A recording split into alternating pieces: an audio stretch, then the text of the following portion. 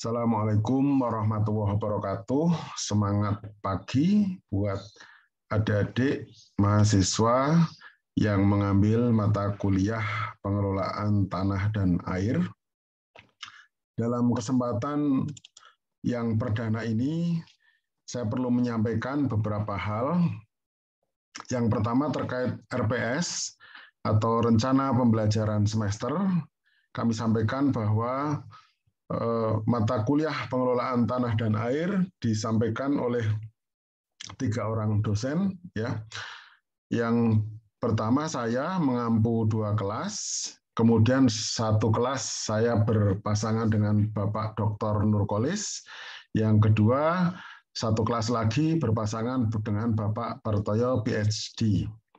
Nah, 2 kelas ini kebetulan saya diberi amanah untuk menyampaikan materi di awal, sehingga 7 kali pertemuan materi sebelum UTS itu dengan saya.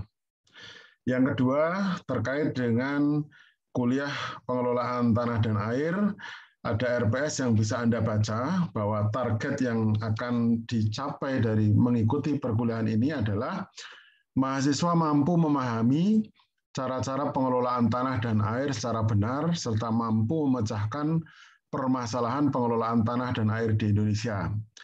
Seperti kita ketahui, ada banyak jenis tanah di Indonesia, dan setiap tanah itu mempunyai karakteristik tertentu. Maka sangat penting belajar bagaimana cara pengelolaannya disesuaikan dengan karakter tanah yang berbeda-beda. Misalnya tanah kars atau tanah kapur yang biasanya kekeringan di musim kemarau, kemudian tanah pasiran di tepi pantai, ada juga yang di tepi pantai merupakan tanah lempung, jadi yang pasiran tadi di pesisir selatan Jawa misalnya di daerah Bantul, Kulon Progo, untuk tanah yang lempung umumnya di daerah Pantura, ya. Ada juga tanah gambut, ada juga tanah pasiran di lereng gunung berapi seperti di Sleman, ada juga lahan rawa, ya, ada juga lahan bekas tambang, ada juga lahan bekas urukan dan sebagainya.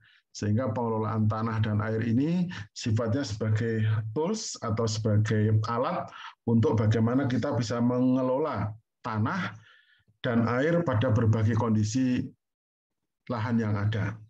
Nah, yang dipelajari adalah dengan pertama mempelajari cara-cara pengelolaan bahan organik, ya, kemudian bagaimana karakteristik dan pengelolaan tanah di lahan sawah, ya, kemudian karakteristik sebaran dan karakteristik untuk pengelolaan lahan kering, kemudian ada juga tahapan-tahapan ameliorasi, dan juga bagaimana menjelaskan pengertian pengelolaan tanah dari berbagai sudut pandang dan sebagainya, serta bagaimana kita belajar tentang teknologi hemat air. Ya. Ini materi yang pertama. Kemudian materi yang kedua adalah terkait dengan kontrak perkuliahan, jadi perlu kami sampaikan.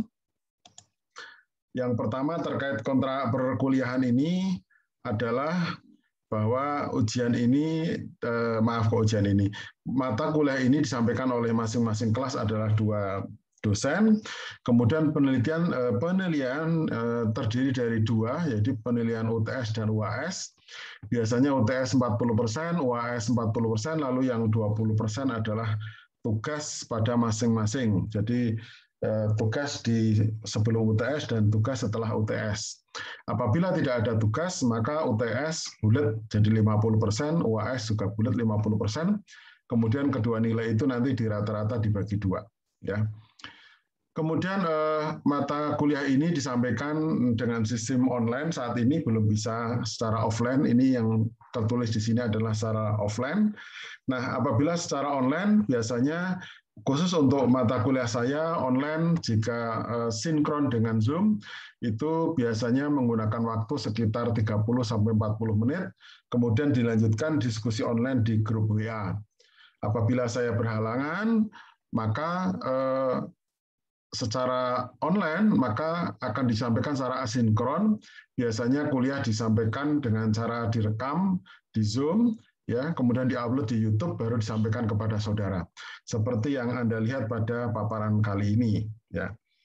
Terus kemudian bagaimana penilaian tadi sudah saya sampaikan, ini penilaian yang lama tapi yang versi yang baru tadi sudah saya sampaikan. Nah, materi kuliah tadi yang saya coba jelaskan di awal sesuai dengan RPS. Ini ada materi pengolahan tanah, pemupukan, irigasi drainase, ameliorasi, reklamasi. Memang ini ada nama-nama mata kuliah yang lain ya, seperti irigasi, pemupukan. Ini juga dijelaskan di mata kuliah lain, tapi di sini lebih difokuskan cuplikan-cuplikan yang terkait dengan bagaimana pengelolaan tanahnya.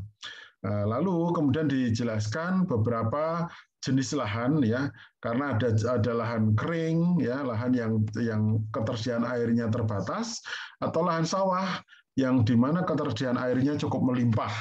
Ada yang bisa sepanjang tahun ya, ada juga beberapa bulan begitu.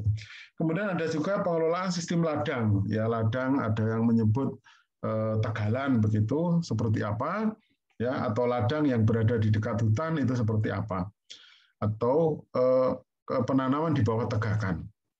Juga bagaimana pengelolaan tanah yang umumnya di Indonesia, gitu. Terus kemudian pengertian pengelolaan tanah ditinjau dari beberapa aspek tanah, yaitu terkait sebagai sumber kekayaan alam, ya, bagian dari habitat dan komponen ekosistem. Nah, tanah sebagai sumber kekayaan alam, ini memang tanah ini sudah tersedia oleh alam dan juga mempunyai nilai tertentu untuk digunakan bagi pemenuhan salah satu atau beberapa kebutuhan hidup manusia. Jadi tanah itu kan macam-macam ya, bisa ditanami, bisa jadi bangunan ya, bisa jadi jalan raya, atau bisa jadi tempat-tempat yang dibutuhkan oleh manusia, yang memenuhi untuk kehidupan manusia. Lalu fungsi tanah, ya, fungsi tanah itu apa? Yang pertama adalah sebagai ruang, yang ruang untuk bergerak, ya, ruang untuk tempat tinggal, ruang untuk tempat usaha, dan juga tempat rekreasi. Nah, tanah itu juga difungsikan sebagai sumber bahan baku, ya, misalnya bahan baku untuk media tanam, ya, lingkungan perakaran tanaman seperti yang ketiga ini, juga bahan baku misalnya digunakan untuk batu bata, untuk tanah uruk dan sebagainya. Kemudian ada beberapa sifat hubungan berkaitan dengan pemanfaatan tanah tersebut.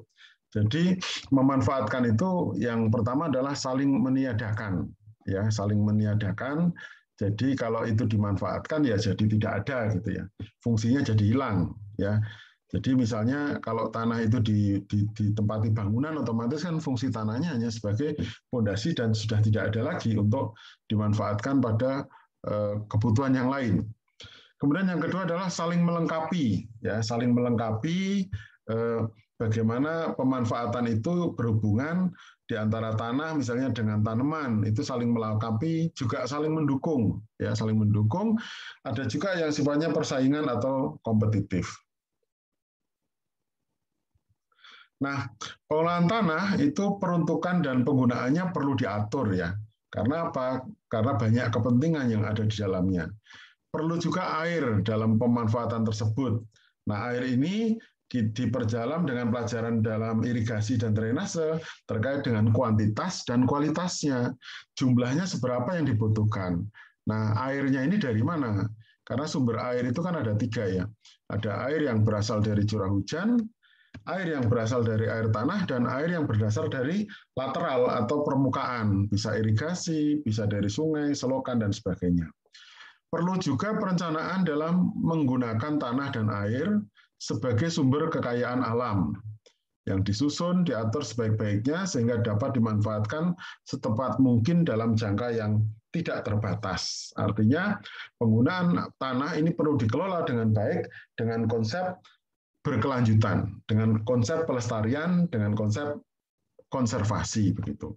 Nah, inilah pendahuluan yang bisa saya sampaikan terkait dengan kuliah perdana dari pengelolaan tanah dan air.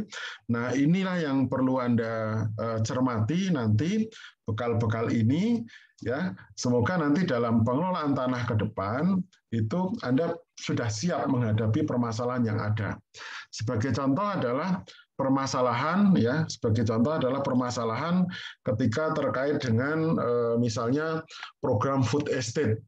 Nah, food estate ini kan jika kita lihat negara ini membutuhkan sumber pangan atau cadangan pangan. Cadangan pangan di negara kita kebanyakan adalah di Pulau Jawa. Tapi di Pulau Jawa itulah juga terjadi banyak penggunaan lahan yang non pertanian, ya, karena infrastruktur, industri, permukiman, dan lain-lainnya. Maka cadangan pangan ini di Pulau Jawa itu semakin menyusut. Kemudian solusi berikutnya adalah food estate atau lumbung pangan, kemudian diadakan di lokasi-lokasi lain yang kira-kira bisa ditanami gitu. Nah, sekarang misalnya yang kita lihat adalah penanaman di Kalimantan Tengah, di NTT maupun di Sumatera Utara. Tentu lahan-lahan baru tersebut tidak semudah, segampang, dan sesubur di Pulau Jawa. Inilah tantangannya bagi adik-adik sekalian mempelajari pengelolaan tanah dan air, sehingga dimanapun tempat ketika kita misalnya punya tujuan untuk menanam padi sebagai cadangan pangan, kita sudah siap dengan kondisi lahan yang ada, apakah itu lahan kering di NTT, lahan gambut misalnya di Kalimantan Tengah, atau lahan rawa, itu kita sudah siap dengan teknologi dan bagaimana alternatif yang bisa kita lakukan sehingga sedemikian rupa sehingga produksi pangan itu masih dapat dilakukan untuk menjaga keterjaminan swasembada pangan di masa depan. Demikian kuliah hari ini yang bisa saya sampaikan. Semoga bermanfaat, tetap jaga kesehatan, tetap fokus dengan pendidikan sehingga Anda bisa bermanfaat dan nanti dapat meraih gelar sarjana dan akan bermanfaat untuk kehidupan berikutnya. Terima kasih. Kurang lebihnya mohon maaf. Bila taufiq wal hidayah. Assalamualaikum warahmatullahi wabarakatuh.